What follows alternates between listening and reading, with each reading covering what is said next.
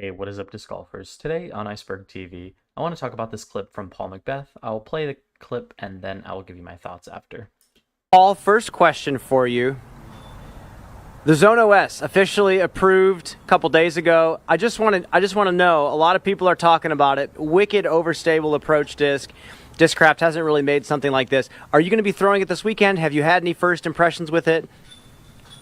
Yeah, I'm not a big fan of it, but that's just my personal preference. It is really overstable.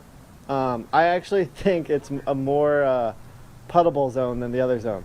It actually goes really straight at slow speeds, but the harder you throw it, I've noticed the more overstable it gets, which is very unique. It is one of those discs where everyone's going to want to own one. How many people really use it? I don't know. So we'll see.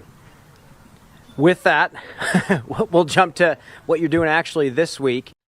All right, so that's what Paul McBeth had to say about the Zone OS. And at first, I thought maybe it was just like, Paul just being honest about how he feels about the disc. But it is very unlike Paul to say things that he doesn't like about Discraft. And then I realized that Brodie's signature disc is the Zone OS, and they obviously gave Brodie that as a disc because they know they're going to sell a lot of them, so Brodie's going to make a lot of money off this drop.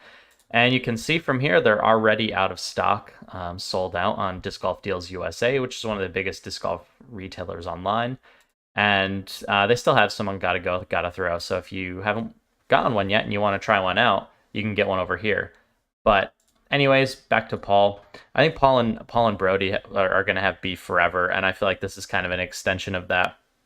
I think Paul probably knew that it's going to be Brodie's signature disc, so he's probably not going to show it some love.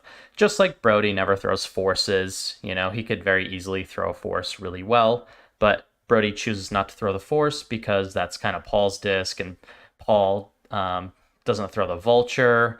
Brodie doesn't throw the Athena, and this is all, I think, just an extension of that.